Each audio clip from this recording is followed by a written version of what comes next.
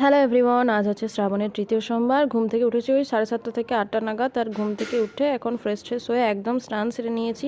আর আজকে না আমাদের পঞ্চমী ছিল, যার কারণে সাবান তেল কিছু মাখতে পারবো না। আর অনেক খাওয়াও নিষেধ থাকে, তবে আমার তো আজকে খাওয়া দাওয়ার কোনো ব্যাপার নেই, আমি তো আজকে বার করেছি, তো আমার আজকে উপোস।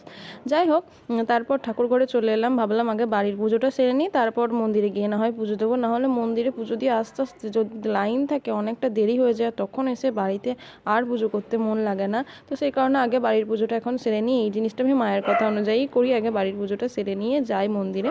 তো মহাদেবকে স্নান করাতে যা যা লাগে আর কি, ঘি, মধু, টক দই, চিনি, দুধ, গঙ্গা জল সব কিছু দিয়েই আমি খুব ভালোভাবে মহাদেবকে কিন্তু অভিষেক করিয়ে নিচ্ছিলাম এখানে। আর আমি এই যে একটা ক্লিপও না কাট করি না, কারণ এই যখন মহাদেবকে আমি দুধ, দই, ঘি, মধু এগুলো লাগাই, তখন এত সুন্দর লাগে দেখতে, এত ভালো লাগে, মনে হয় না কোনো ক্লিপ আর আমি কাট করি। তো সেই কারণে কোনো ক্লিপ কাট না করেই আমি যতক্ষণ ধরে দুধ ঢালি, যতক্ষণ ধরে জল দিয়ে স্নান করাই মহাদেবকে, ততক্ষণ আমি পুরো ভিডিও ক্লিপটা অ্যাড করে যাই। আর আজকে একটা জিনিস হয়েছিল, আমি মহাদেবকে স্নান করানোর পর যখন গা মোছাই, ওই গা মোছাটা না আমি কোথায় যে রেখেছি সেটা আর খুঁজে পাচ্ছি না আজকে।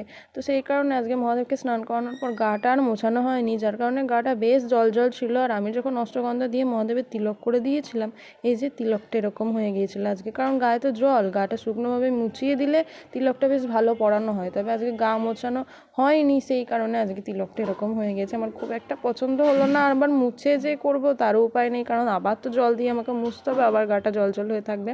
তো তারপর এখানে দুটো বেলপাতা মহাদেবের মাথার উপরে, আর ওই সব থেকে বড় বেলপাতাটাও দিতে চেয়েছিলাম, কিন্তু ওটা পড়ে যাবে, হবে না, তাই ওটা মহাদেবের চরণেই দিয়ে দিলাম। আর তারপর খুব সুন্দর করে ফুল দিয়ে সাজিয়ে নিলাম। আর তারপর আমার মনে পড়ছে, যা আমি তো মালাটাই পরাইনি, তাই আবার মালাটা পরিয়ে নিলাম, ফুলগুলো সরিয়ে। আর মালাটা পরানোর পর আবার সুন্দর করে ফুলগুলো দিয়ে সাজিয়ে দিলাম। আর আজকে না মহাদেবের পছন্দের একটা ধুতরা ফুলও পেয়েছিলাম। ধুতরা, আকন্দ, যা যা মহাদেবের পছন্দের ফুল আছে সব ফুল দিয়েই সাজিয়েছি। তবে তোমরা কেউ আবার এটাকে কেতকী ফুল ভেবো না, এটা কিন্তু কেতকী ফুল নয়।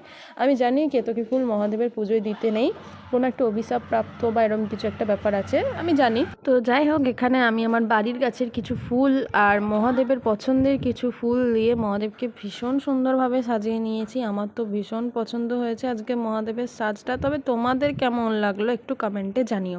যদিও মহাদেব কিন্তু একটা বেলপাতাতেই সন্তুষ্ট, তবে আমার মহাদেবকে আমি সবসময় চেষ্টা করি এক এক সময় এক এক রকমভাবে সাজানোর। তোমরা যদি আমার প্রোফাইলটা ভালো করে দেখো বা আমার প্রত্যেক দিনের ভ্লগ ভিডিও এগুলো দেখো, তাহলে দেখবে আমি কিন্তু এক এক দিন এক এক রকমভাবে আমার মহাদেবকে সাজাই, আমার ভীষণই ভালো লাগে। তো তারপর এখানে একটি ঘিয়ের প্রদীপ আর ধূপকাঠি দিয়ে আরতিটা সেরে নিলাম। আর ওপরে পুজো করে এসে নিচে রেডি হয়ে গিয়েছি। আজকে এই গ্রিন কালারের চিকনকারি চুড়িদারটা পরেছিলাম। তো যাই হোক, এখানে রেডি হয়ে নিয়েছি, এবার যাবো বাইরে, মানে যে মন্দিরে জল ঢালতে যাই সেখানে। যে আমার পুজোর ডালা, আজকে মিষ্টিটাই কেনা হয়নি, মিষ্টিটা আবার দোকানে গিয়ে